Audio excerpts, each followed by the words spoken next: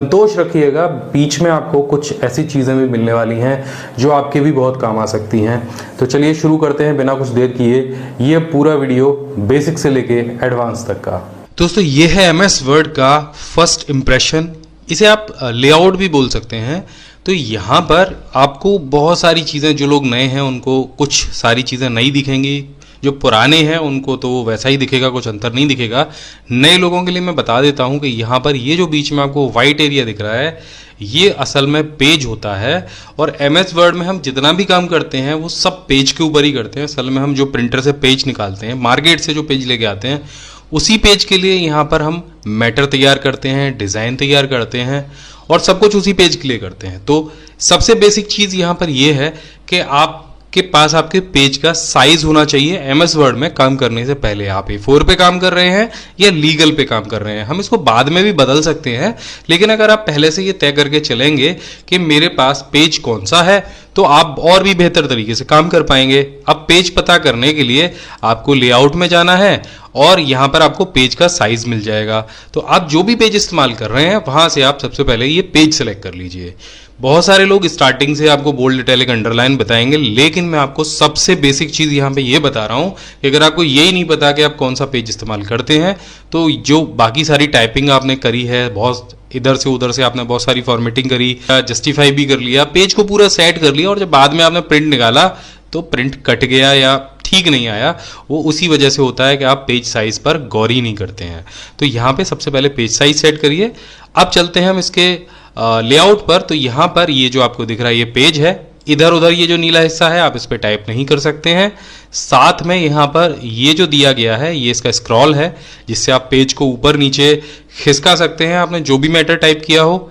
यहाँ पर आपको दिखाई देगा दोनों साइड में रूलर यानी पैमाना, और ये आपके पेज के साइज को बताता है कि आपका पेज कितना लंबा चौड़ा है। और इस पैमाने पर भी आपको दो कलर दिख रहे होंगे, एक तो यहाँ पर ये हल्का नीला सा, ये क्योंकि ब्लू हमने थीम कलर ले रखा है तो यहाँ पर अभी नीला दिख रहा है, अभी और कोई कलर लेंगे तो ये कुछ और कलर का दिखेगा। लेकिन फिलहाल बात ये है कि यहाँ पर ये जो कलर है यहाँ से लेके यहाँ तक आप इसमें कुछ भी टाइप नहीं कर सकते हैं।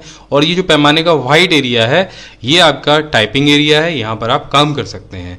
जिस तरह से ये साइड से छूटा हुआ है लेफ्ट और राइट से, उसी तरह से ये ऊपर और नीचे भी छूटा हुआ है पेज के, और इसको MS वर्ड की भाषा में पेज मार्जिन कहते हैं। और पेज मार्जिन जितना जितना आप छोड़ देंगे ऊपर और नीचे से या दाएं बाएं से, उतने एरिया में आप टाइप नहीं कर पाएंगे। बाकी सारा एरिया आपके टाइपिंग के लिए फ्री है, आप कितना भी कुछ भी अगर टाइप करना चाहें तो आप कर सकते हैं। यहाँ पर आपको टाइप नहीं करना है। आमतौर पे पेज मार्जिन छोड़ते हैं हम लोग, फाइल में पेज लगाते हैं तो यहाँ पर थोड़ा सा ज़्यादा छोड़ देते हैं। डिफ़ॉल्ट मार्जिन मैं आपको बता देता हूँ। सिंपल आपको इसे खिसकाना है और जैसे आप इसे खिसकाएंगे देखिए यहाँ पर आपको पैमाना दिख रहा होगा, ये उल्टा चलता है और इधर की साइड में जो वाइट कलर वाला है वो सीधा चलता है। तो यहाँ पर हम लगभग जब भी सरकारी काम कुछ करते हैं तो यहाँ पर हम 1.5 के लगभग मार्जिन को छोड़ देते हैं और यहाँ पर हम 0.5 मार्जिन को छोड़ते हैं। ये दोनों मार्जिन आप माउस से खिसका सकते हैं। इसी तरह से ऊपर वाला और नीचे वाला मार्जिन अगर आपको सेट करना हो तो भी आप इसके बीच में माउस ले जाइए और यहाँ से आप इसे ऊपर नीचे खिसका सकते हैं। तो ये तो हो गया पेज का जो बेसिक सेटअप है वो। अब इसके बाद थोड़ा सा और बात कर लेते हैं। यहाँ पर आप ऊपर देख रहे हैं जो होम मेन्यू है, होम मेन्यू में आपको बोल्ड, इटैलिक, अंडरलाइन, फॉन्ट बदलना, फॉन्ट साइज को चेंज करना, ये बहुत सारी बेसिक चीज़ें हैं जो आपको आती होंगी। थोड़ी सी एडवांस में इसमें मैं आपको बता देता हूँ। इसमें एक फार्मूला होता है, उसको पहले मैं आपको लगा के दिखा देता हूँ। यहाँ पर होता है RAND और यहाँ पे हम इसको कॉमा लगा के बंद करेंगे, एंटर कराएंगे तो यहाँ पर एक पैराग्राफ हमारे पास जो रेंडमली है वो आके दिख जाएगा। ये एक बहुत सीक्रेट ट्रिक होती है MS वर्ड की, हिडन ट्रिक आप इसको बोलेंगे तो भी है। ये समझाने के लिए हम इसको इस्तेमाल करते हैं। तो असल में रेंड करता क्या है, रेंड करता है यहाँ पर मैं आपको दिखा देता हूँ दोबारा से लगा के कि यहाँ पर हमें 2 पैराग्राफ चाहिए जिसमें कि 2 सेंटेंस हों या 3 सेंटेंस हों। तो उसकी संख्या हम पीछे लिख देते हैं, ब्रैकेट को बंद करते हैं और एंटर करा देते हैं। तो यहाँ पर आप देखिए आपके पास 2 लाइन वाले 2 पैराग्राफ या 2 सेंटेंस वाले 2 पैराग्राफ आ गए हैं। अब मैं आपको कुछ समझा पाऊंगा बड़े आराम से। तो यहाँ पर आप देख रहे हैं कि ये सारी जो आपको जो दिख रहा है फॉन्ट का जो पूरा एरिया है, असल में ये जब आप इसमें से कुछ भी चेंज इसमें करेंगे किसी भी फॉन्ट में तो वो उस फॉन्ट की फॉर्मेटिंग कहलाएगा। यानी हमने यहाँ से इसका अगर साइज चेंज कर दिया, देखिए इस तरह से, तो हमने इसकी फॉर्मेटिंग में बदलाव किया है। अगर हमने इसका फॉन्ट स्टाइल चेंज किया है तो भी हमने इसकी फॉन्ट में बदलाव किया है। और अगर हमने इसका कलर चेंज किया है तो भी हमने इसके फॉन्ट में या फॉर्मेटिंग में बदलाव किया है। अब यही सारी चीज़ें आपको किसी और टेक्स्ट पर भी इस्तेमाल करनी है।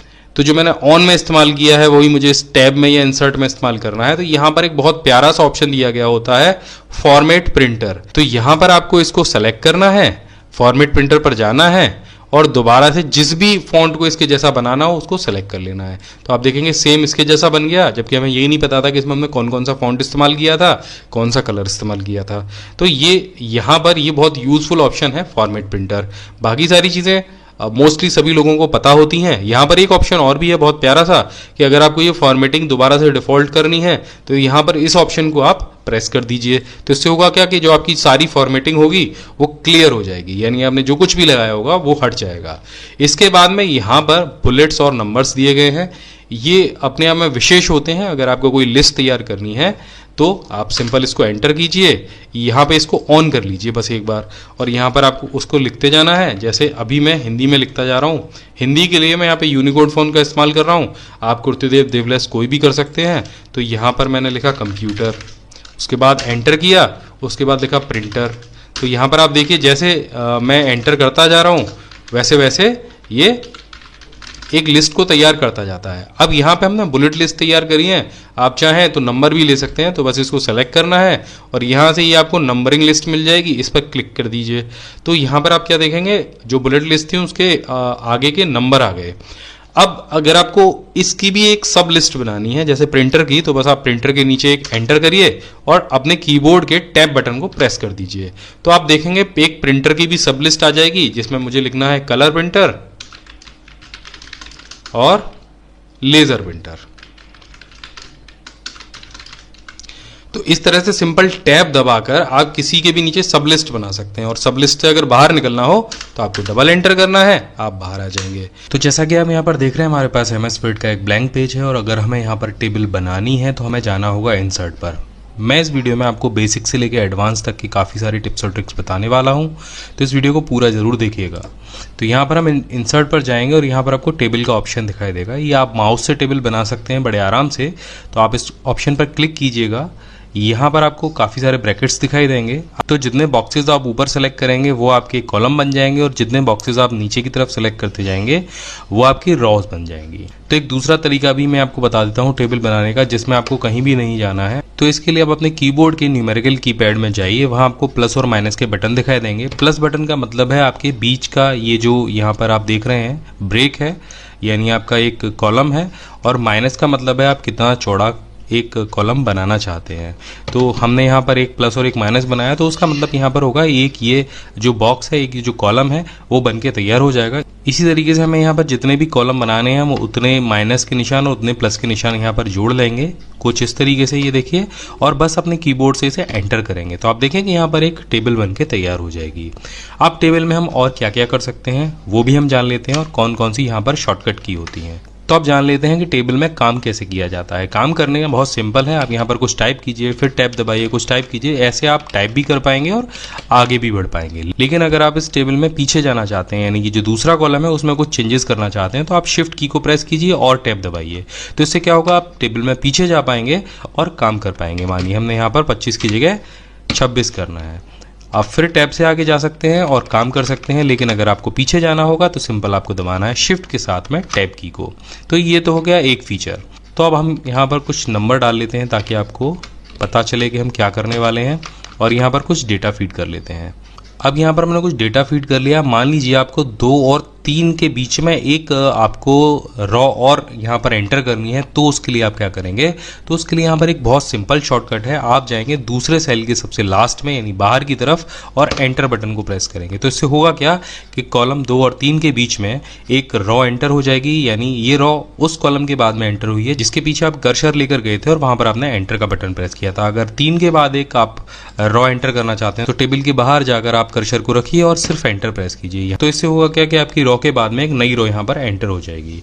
तो अगर आप चाहते हैं इस टेबल में से 2 टेबल बनाना, यानी आप तीसरे वाले पॉइंट से एक नई टेबल बनाना चाहते हैं, तो पूरी टेबल को सिलेक्ट कर लीजिए और ऑल्ट के साथ में शिफ्ट बटन को प्रेस कीजिए। अब आपको सिंपल अपना डाउन एरो प्रेस करना है और आप देखेंगे ये जो टेबल है ये आपकी ऊपर वाली टेबल से अलग हो जाएगी। ये बहुत आसान है, बहुत ईजी ट्रिक है आपके टेबल में काम करने का। अगर दोबारा आप इस टेबल को ऊपर वाली टेबल से जोड़ना चाहते हैं तो बस ऑल्ट के साथ में शिफ्ट की को प्रेस कीजिए और अप एरो की को प्रेस कर दीजिए। तो ये भी बहुत सरल तरीका है टेबल को जोड़ने का।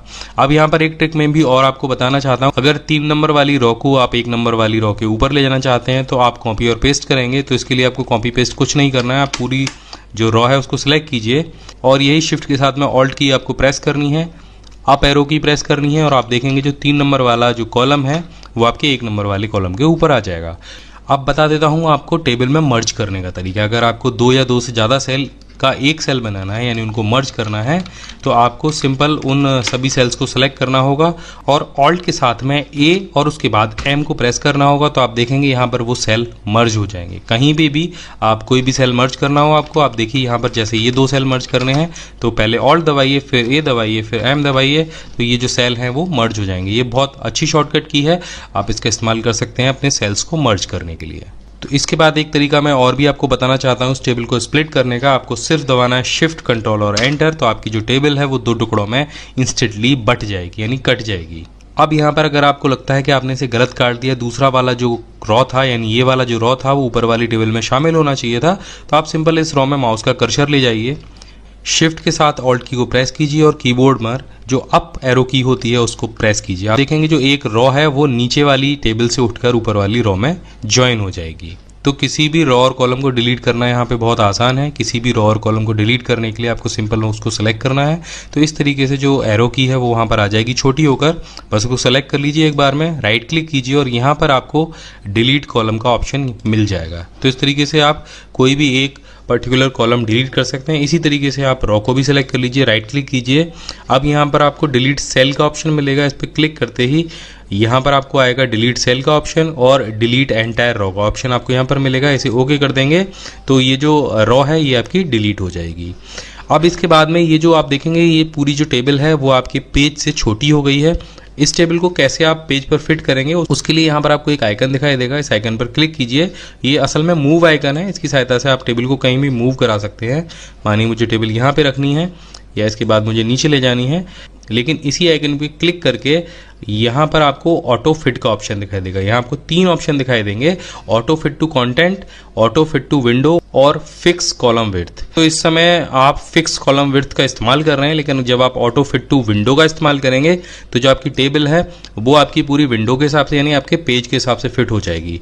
और जो दूसरा ऑप्शन है ऑटो फिट टू कंटेंट, तो ये क्या करेगा, ये आपके जो टेबल में जो भी टेक्स्ट लिखा होगा उसके हिसाब से कॉलम को सेट कर देगी। तो इसको करके देख लेते हैं, ये कुछ इस तरीके से आएगा। यानी आपने यहाँ पर 3 नंबर लिखे हैं तो 3 नंबर्स के हिसाब से सेट हो जाएगा। कहीं अगर 5 नंबर हैं तो 5 नंबर के हिसाब से ये टेबल की विड्थ है वो सेट हो जाएगी। लेकिन अगर आप ऑटो फिट टू विंडो करते हैं तो सभी कॉलम आपके जो पेज है उसके हिसाब से यहाँ पर सेट हो जाएंगे। अब यहाँ पर सबसे काम की चीज़ मैं आपको बताने वाला हूँ वो है टेक्स्ट डायरेक्शन। मान लीजिए आपने यहाँ पर कोई बहुत लंबा शब्द लिखा है, जैसे यहाँ पर मैं लिख देता हूँ माय बिग गाइड, लेकिन ये जो कॉलम है उसके हिसाब से बहुत छोटा है। तो ऐसे शब्दों को लिखने के लिए हम इसका टेक्स्ट डायरेक्शन बदल देते हैं। टेक्स्ट डायरेक्शन कैसे बदलते हैं वो मैं आपको बता देता हूँ। बस आपको इस सेल को सेलेक्ट करना है, राइट क्लिक करना है और यहाँ पर आपको दिखाई देगा टेक्स्ट डायरेक्शन का ऑप्शन, इस पर क्लिक कर दीजिए। आप यहाँ पर देखेंगे आपको 3 तरीके के ओरिएंटेशन दिखाई देंगे। तो ये जब आप इस पर क्लिक करेंगे और ओके करेंगे तो आपको जो टेक्स्ट है वो कुछ इस तरीके से दिखाई देगा। और उसके बाद अगर आप दूसरे ऑप्शन को सिलेक्ट करते हैं यानी दूसरा टेक्स्ट डायरेक्शन सेलेक्ट करते हैं तो आपको जो आपके कीवर्ड्स हैं वो कुछ ऐसे तरीके से दिखाई देंगे। तो आप जैसे भी चाहें टेक्स्ट डायरेक्शन का इस्तेमाल कर सकते हैं। जब आपके पास कॉलम की संख्या ज़्यादा होती है, टेक्स्ट आपको ज़्यादा लिखने होते हैं, तब हम इसका इस्तेमाल करते हैं। तो एक छोटे से पेज पर हम अपने टेक्स्ट को सेलेक्ट कर सकते हैं। जब हम इस टेक्स्ट डायरेक्शन को इस्तेमाल करेंगे तो आप देखेंगे ऊपर के जो सारे ऑप्शन हैं वो उसी तरीके से हो जाएंगे जैसे नीचे वाला आपका टेक्स्ट डायरेक्शन है। इसको अगर आप सीधा कर देंगे, सीधा करने के लिए आपको सिंपल कुछ नहीं करना है, आपको सिलेक्ट करना है, टेक्स्ट डायरेक्शन में जाना है और यहाँ पर ऊपर वाले टेक्स्ट को सिलेक्ट करना है, तो ये जो टेक्स्ट है वो सीधा भी हो जाएगा। अब बात कर लेते हैं सेल को स्प्लिट करने की या काटने की। अभी हमने सेल को मर्ज किया था, लेकिन अगर सेल को आपको किसी टुकड़ों में काटना है तो आपको सेल में राइट क्लिक करना होगा और यहाँ पर आपको स्प्लिट सेल का ऑप्शन दिखाई देगा।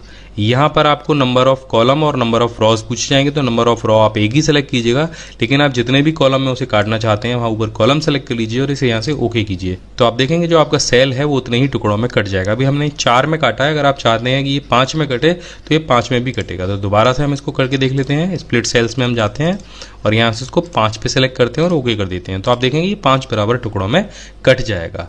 दोस्तों, मैक्रो का इस्तेमाल करने के लिए सबसे पहले आपको अपने MS वर्ड में डेवलपर टैब को अनेबल करना होगा। तो डेवलपर टैब को अनेबल करने के लिए आपको जाना होगा अपने ऑफिस बटन पर और यहाँ पर आपको जाना होगा वर्ड ऑप्शन पर। पॉपुलर टैब में आपको 4 ऑप्शन दिखाई देंगे और यहाँ पर आपको दिखाई देगा show developer tab in the ribbon. इस पर टिक लगा दीजिए और इसे यहाँ से ओके कर दीजिए। जैसे आप इसे यहाँ से ओके करेंगे आपको अपने रिबन में डेवलपर टैब दिखाई देने लग जाएगा। और सबसे पहले आपको यहाँ पर ऑप्शन दिखाई देगा विजुअल बेसिक का और उसके बाद आपको दिखाई देगा मैक्रो। अब मैक्रो होता क्या है हम थोड़ा सा समझ लेते हैं। असल में मैक्रो आपके किए गए स्टेप्स को रिकॉर्ड करता है और रिकॉर्डिंग के आधार पर जब आप उसे दोबारा से रन कराते हैं तो उन्हीं स्टेपों को दोबारा फॉलो कर लेता है। तो सबसे पहले जान लेते हैं मैक्रो का फ़ायदा क्या होता है। आप यहाँ पर देख रहे हैं एक लिस्ट बनी हुई है और हमें इस लिस्ट के हर नाम के पीछे एक डैश लगाना है कुछ इस तरीके से, और एक एंटर करना है और एंटर के बाद में भी हमें यहाँ पर कुछ डैश लगाने हैं और ये हमें जो प्रक्रिया है वो हर नाम के साथ में करनी है। तो अगर आप मैक्रो नहीं लगाएंगे तो ये कुछ टिपिकल हो सकती है, या फिर हमें हर नाम को मान लीजिए यहाँ पर ब्रैकेट में बंद करना है कुछ इस तरीके से। मैं आपको दिखा देता हूँ। तो हर नाम को अगर आप ब्रैकेट में बंद करेंगे तो भी अगर आप मैनुअल करेंगे तो आपको बहुत टाइम लगेगा, हिंदी में हो चाहे इंग्लिश में हो। तो यहाँ पर हम जान लेते हैं कि ये काम हम मैक्रो की सहायता से कैसे कर पाते हैं। तो इन ब्रैकेट और डैश को हटा देते हैं हम। मैक्रो बनाने से पहले आपको एक चीज़ और ध्यान देनी होगी कि आपको मैक्रो को स्टार्टिंग और एंडिंग पॉइंट बताना होगा, और ऐसा स्टार्टिंग और एंडिंग पॉइंट हो जिसको वो लूप में चला सके, यानी जहाँ से शुरू हो वहीं पर ख़त्म होना चाहिए। तो हम आपको बता देते हैं स्टार्टिंग पॉइंट के लिए आप ये जो शब्द है राम, इसको हम थोड़ा सा जूम कर लेते हैं। ये हम इसको स्टार्टिंग पॉइंट बता देते हैं और इसी पॉइंट पर आकर अगली बार ये एंडिंग पॉइंट बनेगा। तो देख लेते हैं ये कैसे बनेगा। यहाँ पर हम रिकॉर्ड मैक्रो पर जाते हैं। जब आप रिकॉर्ड मैक्रो पर जाएंगे तो आपको यहाँ पर मैक्रो नेम देना होगा। तो हम यहाँ पर कोई भी नाम दे देते हैं या इस नाम को भी हम मान लेते हैं। उसके बाद आपको यहाँ पर दिखाई देगा कीबोर्ड। तो आप एक मैक्रो बनाने के बाद उसको कीबोर्ड से रन भी करा सकते हैं। तो यहाँ पर आप एक कीबोर्ड के लिए शॉर्टकट की दे देंगे, कोई भी शॉर्टकट की दे सकते हैं, लेकिन ध्यान रखें कि वो शॉर्टकट की पहले से विंडोज़ के साथ या MS वर्ड के साथ काम ना करती हो। तो हम यहाँ पर शिफ्ट कंट्रोल M एक शॉर्टकट की बना देते हैं और इसको यहाँ पर ऐड करा लेते हैं। इसे क्लोज कर देते हैं और अब आपका मैक्रो रिकॉर्ड होना शुरू हो गया है। आप देखेंगे आपके माउस के कर्सर पर एक पुराने ज़माने की कैसेट जैसा एक निशान आ गया है। तो हम शुरू करते हैं। हम सबसे पहले दबाएंगे एंड का बटन। तो जो हमारा कर्सर है वो उस पहले टाइप किए हुए नाम के पीछे आ गया है। इसके बाद एक स्पेस देंगे और स्पेस देने के बाद में हम यहाँ पर डैश लगाएंगे। डैश लगाने के बाद हम एक एंटर करेंगे और एंटर करने के बाद हम यहाँ पर कुछ डैश और लगाएंगे। इसके बाद हम इसे एरो की से नीचे लेके आएंगे और पहले नाम के आगे इसको छोड़ देंगे, जैसे कि वो पुरानी स्थिति में था ऊपर वाले नाम के आगे। अब इसको यहाँ से स्टॉप कर देंगे और ये मैक्रो आपका रिकॉर्ड हो गया। यानी आपने देखा कि हमने यहाँ नाम के पहले से शुरू किया था और लास्ट में आके उसको नाम के पहले ही छोड़ दिया है। ये एक लूप बन जाएगा। अगली बार जब आप मैक्रो को रन करेंगे तो ये इसी तरीके से काम करना शुरू कर देगा।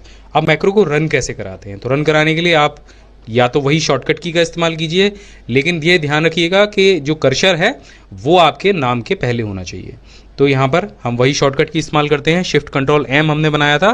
तो आप देखेंगे, ये देखिए जल्दी जल्दी सभी नामों के आगे मैक्रो रन करने लग गया है, क्योंकि हमने उसको इसी तरीके की एक शॉर्टकट की दी थी और जहाँ से शुरू किया था वहीं पर हमने इसको ख़त्म किया था।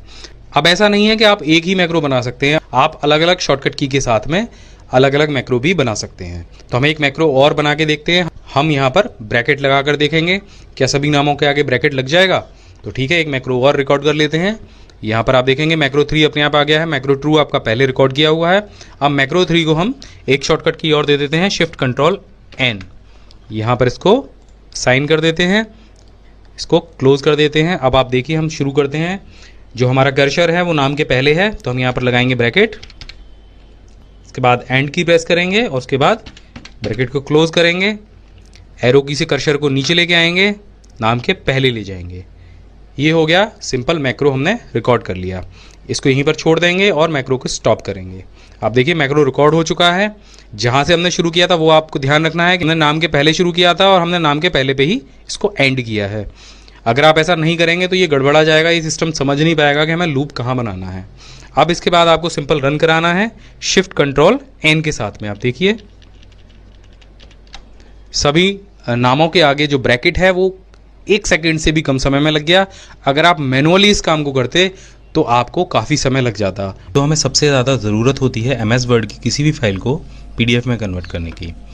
MS वर्ड की फाइल को आप ओपन कर लीजिए, ऑफिस बटन पर जाइए, सेव एज के ऑप्शन पर जाइए, तो यहाँ पर आपको PDF और XPS का ऑप्शन दिखाई देगा।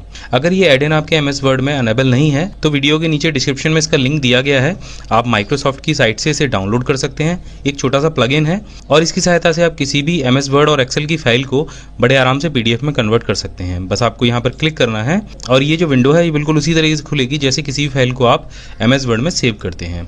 यहाँ पर ऑप्शंस दिए गए हैं जिसमें कि आप अगर ऑल पे क्लिक करते हैं तो जो आपके सभी पेज हैं वो PDF में कन्वर्ट हो जाएंगे, या फिर अगर आप करंट पेज को जो आपने सेलेक्ट कर रखा है जिस पर आपका माउस का कर्सर है उसे PDF में कन्वर्ट करना चाहते हैं तो आप इसको सेलेक्ट कर सकते हैं, या इसके अलावा आप कोई पेज रेंज भी यहाँ से दे सकते हैं।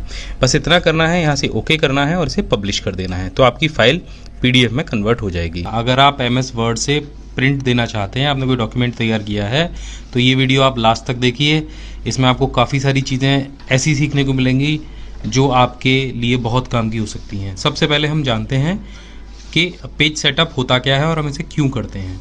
अब मैं आपको एक बात बता दूं, जब आप MS वर्ड में कोई पेज तैयार करते हैं या कोई फाइल बनाते हैं तो उसमें आप सबसे पहले ये ब्लैंक पेज लेते हैं और वही पेज आप प्रिंट आउट करते समय अपने प्रिंटर में लगाते हैं। तो ये बात ध्यान रखना बहुत ज़रूरी है कि यहाँ पर जो आप पेज सेलेक्ट कर रहे हैं, जो साइज़ सेलेक्ट कर रहे हैं, वही साइज़ का पेज आप अपने प्रिंटर में लगाएं ताकि जो यहाँ पर दिखाई दे रहा है MS वर्ड में वही आपके पेज पर प्रिंट हो। अक्सर होता ये है कि हम बाज़ार से A4 साइज़ का पेज खरीद के लाते हैं, A4 साइज़ की रिम खरीद के लाते हैं, और MS वर्ड में भी जब हम यहाँ पेज लेआउट पर जाते हैं और यहाँ से साइज़ सेलेक्ट करते हैं A4 तो उसमें फिर भी कुछ गड़बड़ी रह जाती है। उसकी वजह ये होती है कि बाज़ार में मिलने वाले A4 साइज़ और MS वर्ड में जो ये A4 साइज़ दिया गया है दोनों में बहुत मामूली सा अंतर है। ये जो साइज़ है ये US A4 साइज़ है, लेकिन जो इंडियन A4 साइज़ होता है वो इससे थोड़ा सा छोटा होता है। तो अगर आप एग्जैक्टली उस पर प्रिंट करना चाहेंगे तो कभी कभी गड़बड़ हो जाती है, ख़ासतौर पर जब आप इस पेज पे बॉर्डर लगाते हैं तो वो अक्सर करके कट जाता है। तो इसके लिए बड़ा छोटा सा सॉल्यूशन है कि आप अपने जो आपका पेपर है आप उसे नाप लीजिए और यहाँ पर आप मोर पेपर साइज़ पे चले जाइए और यहाँ पर आप कस्टम इसको साइज़ दे दीजिए। आप पैमाने से उसको नापेंगे और अब देखिए यहाँ से हम इसको 29 की जगह 28 कर लेते हैं और इसे ओके कर देते हैं। तो ये जो हमारा पेज है ये 28 सेंटीमीटर का हो चुका है।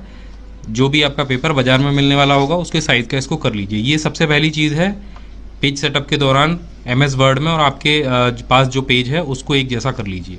अब इसके बाद में आपको यहाँ पर मिलता है ऑप्शन प्रिंट प्रीव्यू का। जो आपने पेज टाइप किया है आप सबसे पहले उसका प्रीव्यू देखिए, क्या वो पूरे पेज पर आ रहा है या नहीं। अगर वो पूरे पेज पे आ रहा है या अगले पेज पे जा रहा है तो उसे छोटा बड़ा कर लीजिए। यहाँ प्रीव्यू में आप उसको चेक कर सकते हैं।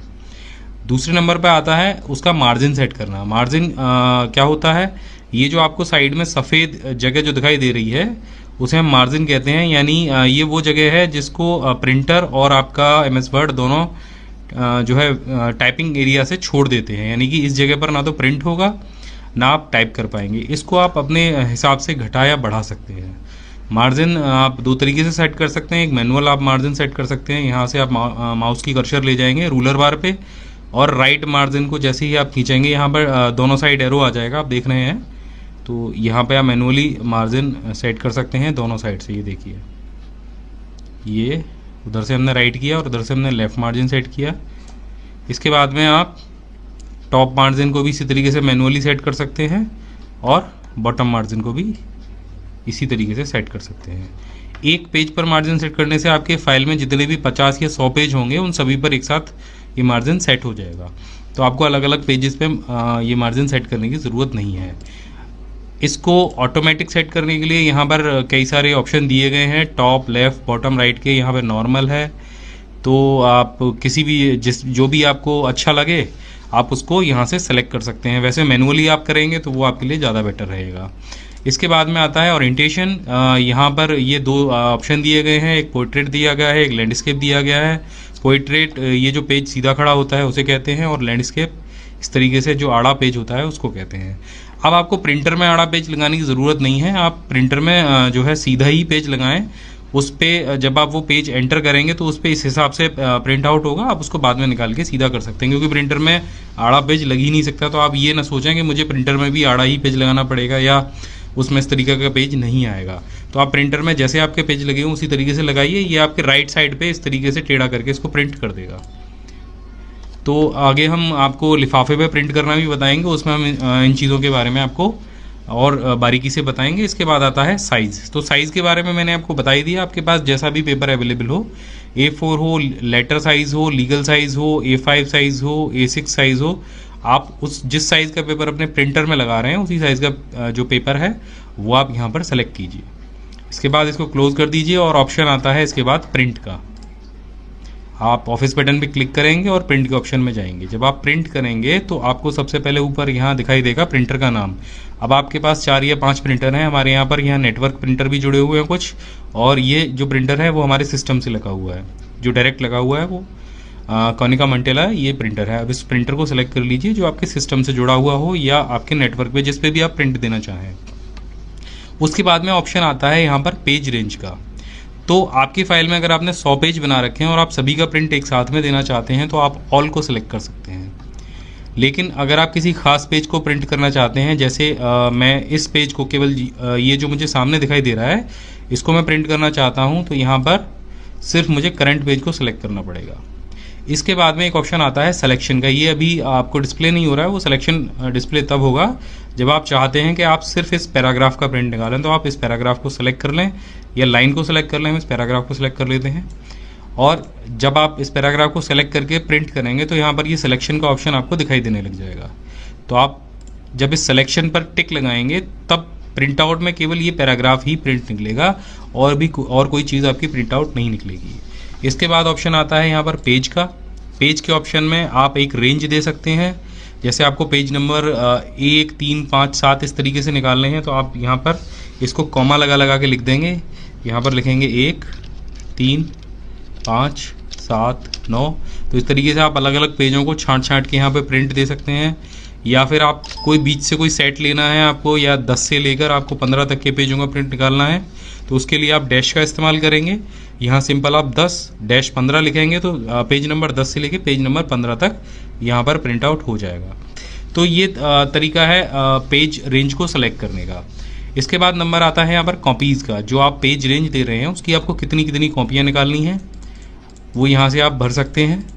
अब ये कॉपी आपको सेट में निकालनी है, यानी कि आप चाहते हैं कि पहले ये जो 10 से लेके 15 की कॉपियाँ हैं तो पहले 10 से 15 का एक सेट निकले, फिर 10 से 15 का एक सेट निकले। या फिर आप पहले निकालना चाहते हैं 10 नंबर पेज की 2 कॉपी, तो इस पे से टिक हटा दीजिए। उसके बाद निकलेंगी दूसरे 11 नंबर पेज की 2 कॉपी, 12 नंबर वाले पेज की 2 कॉपी। तो यहाँ पर आपको टिक हटा देनी है। अगर आप टिक लगा देंगे तो यहाँ पे सेट बन के अपने आप निकलने लग जाएगा। अब इसके बाद यहाँ पर एक ऑप्शन और भी दे रखा है प्रिंटर प्रॉपर्टीज़ का। आप इसको भी देख लीजिए एक बार। यहाँ पे हर प्रिंटर की आपकी अलग अलग प्रॉपर्टी होगी। आपके कंप्यूटर में शायद आपकी प्रिंटर की कुछ अलग प्रॉपर्टीज़ होंगी, यहाँ पर इसकी कुछ अलग दे रखी हैं। यहाँ पर आप डिफ़ॉल्ट पेज भी सेट कर सकते हो। ये बेसिक कमांड है। यहाँ पर आप सीधे जब प्रिंट करेंगे तो वो आपका प्रिंटर उसी प्रॉपर्टी के हिसाब से प्रिंट करना शुरू करेगा। तो यहाँ पर भी आपको वही A4 साइज़ का पेपर लेना है। प्रिंटर को बताना है कि हम जो पेपर लगा रहे हैं वो A4 साइज़ का है। उसके बाद कॉपीज़ की संख्या भरनी है आपको, कितनी डिफ़ॉल्ट कॉपी निकाले वो एक बार में जब आप प्रिंट दें। यहाँ पर आपको प्लेन पेपर बताना है, उसको आप फ़ोटो पेपर लगा रहे हैं, प्लेन पेपर लगा रहे हैं, थिन लगा रहे हैं, किस तरीके का पेपर लगा रहे हैं। तो या फिर अगर आप इसमें ज़्यादा टेक्निकली उसमें नहीं जाना चाहते हैं तो इसको आप डिफ़ॉल्ट सेट कर दीजिए। ये डिफ़ॉल्ट वो कंडीशन हो जाएगी जो आपके पास कंपनी से प्रिंटर नई कंडीशन में आया होगा। बस यहाँ पर एक चीज़ का ध्यान रख लें कि पेपर साइज़ वही रहे जो आप अपने प्रिंटर में लगा रहे हैं। इसके बाद आपको सिंपल यहाँ से प्रिंट देना है और आपके प्रिंटर को कमांड चली जाएगी और वो प्रिंट आउट निकाल देगा। दोस्तों यहाँ हमारे पास MS वर्ड में एक फ़ाइल बनी हुई है जिसमें हमने नीचे कुछ राज्य और उनकी राजधानियों की एक लिस्ट बनाई है और ऊपर हमने नीति आयोग के बारे में कुछ 2 पैराग्राफ लिखे हैं जिनको हमने सेम कॉपी किया है। अब आप किस तरीके से सेलेक्ट करते हैं एमएस वर्ड में मैं आपको बता देता हूँ। आपको अगर ये पैराग्राफ सेलेक्ट करना हो या किसी शब्द को सेलेक्ट करना हो तो आप माउस से क्लिक करके इस तरीके से ड्रैग करते हैं या आगे से पीछे इसको इस तरीके से ड्रैग करते हैं, या पूरे पैराग्राफ को सिलेक्ट करना हो तो आप ऊपर से लेकर नीचे तक इसको इस तरीके से ड्रैग करते होंगे। लेकिन ये जो पैराग्राफ है ये माउस की सिंपल क्लिक्स पर ही सेलेक्ट हो सकता है। तो सबसे पहले जान लेते हैं कि माउस की क्लिक्स से आप पैराग्राफ को कैसे सेलेक्ट कर सकते हैं। अगर आप किसी भी शब्द को सेलेक्ट करना चाहते हैं, सिंगल शब्द को, तो आपको सिर्फ उस पर जाके एक डबल क्लिक करना होगा तो वो सिंपल जो शब्द है वो सिलेक्ट हो जाएगा। और इसके अलावा अगर आप पूरे पैराग्राफ को सिलेक्ट करना चाहते हैं तो सिंपल आपको 3 क्लिक करनी होंगी, 1 2 3, तो ये जो पूरा पैराग्राफ है वो बड़े आराम से सेलेक्ट हो जाएगा। अब लाइन को सेलेक्ट करने के लिए आपको क्या करना होगा, आप किसी भी लाइन के आगे क्लिक कीजिए और शिफ्ट के साथ में एंड बटन को प्रेस कीजिए, ये आपके कीबोर्ड पे दिया गया होता है। और अगर आप लाइन के आखिर में हैं तो शिफ्ट के साथ में होम बटन को दबाइए तो वो पूरी लाइन सेलेक्ट हो जाएगी। लेकिन अब यहाँ पर ये जो चीज़ें हैं ये बहुत सिंपल हैं, काफ़ी सारे लोग इनको जानते हैं। अब यहाँ पर आ जाते हैं इस लिस्ट पर और जो मेन ट्रिक है, जो मास्टर ट्रिक है, उसके बारे में जान लेते हैं। इस लिस्ट में से केवल आपको जो राज्यों के नाम हैं वो कॉपी करने हैं और कुछ भी कॉपी नहीं करना है। आमतौर पर जब आप इस लिस्ट को सेलेक्ट करेंगे राज्यों के नाम कॉपी करने के लिए तो आप देखेंगे कि साथ में जो प्रदेश हैं और राजधानी है वो भी सेलेक्ट हो जाएगी। तो केवल इन राज्यों के नामों को हम कैसे निकाल सकते हैं, कैसे अकेले इनको सेलेक्ट कर सकते हैं और कॉपी करके कहीं और दूसरी जगह ले जा सकते हैं। आपको करना ये है, आपको अपने कीबोर्ड से अल्ट बटन को प्रेस करना है और बस आपको नीचे केवल राजधानी के नाम सेलेक्ट करते हुए जाने हैं। आप देखेंगे यहाँ पर हमने राजधानी का नाम सेलेक्ट कर लिया है, आपको कॉपी करना है और कहीं भी नीचे ले जाकर आप उसे पेस्ट कर सकते हैं। तो आप देखिए उस लिस्ट में से सिर्फ राजधानी के नाम यहाँ पर आ गए हैं। इसी तरीके से हम प्रदेशों के नाम भी अगर सेलेक्ट करना चाहें तो आपको सिर्फ यहाँ पर क्लिक करना है, अल्ट बटन को प्रेस करना है और आप देखेंगे सिंपल आप वहाँ से प्रदेश के नाम भी बड़े आराम से कॉपी कर सकते हैं और कहीं भी पेस्ट कर सकते हैं। ये देखिए इस तरीके से। अब एक और बात, सिलेक्शन का एक और तरीका आप यहाँ पर देख लीजिए। ये जो पैराग्राफ है इसमें से कुछ नाम हमें छांटने हैं और उनकी एक लिस्ट बनानी है। जैसे यहाँ पर अध्यक्ष, उपाध्यक्ष, वित्त मंत्री, रक्षा मंत्री, ये 4 नाम हमें निकालने हैं और इनकी लिस्ट बनानी है। इसके साथ में हम प्रधानमंत्री को भी जोड़ लेंगे। तो यहाँ पर सिंपल आपको कंट्रोल बटन दबाना है और जिन नामों को आप निकालना चाहते हैं इस पैराग्राफ में से उन पर सिर्फ डबल क्लिक करते जाना है। तो हमने यहाँ पर कंट्रोल बटन को प्रेस कर लिया है, प्रधानमंत्री हमने सेलेक्ट कर लिया। उसके बाद हमने सेलेक्ट किया यहाँ पे अध्यक्ष, उपाध्यक्ष, वित्त मंत्री, रक्षा मंत्री। तो आप देखेंगे इस समय हमने यहाँ से 5 नाम सेलेक्ट कर लिए हैं। बस आपको कॉपी करना है, पेज के लास्ट में जाना है और उसको पेस्ट कर देना। आप देखिए 5 नामों की एक लिस्ट बन गई है। तो इस तरीके से आप एमएस वर्ड में काम करते समय अगर सिलेक्शन में इन तरीकों का इस्तेमाल करेंगे तो आप ज़्यादा आसानी से काम कर पाएंगे।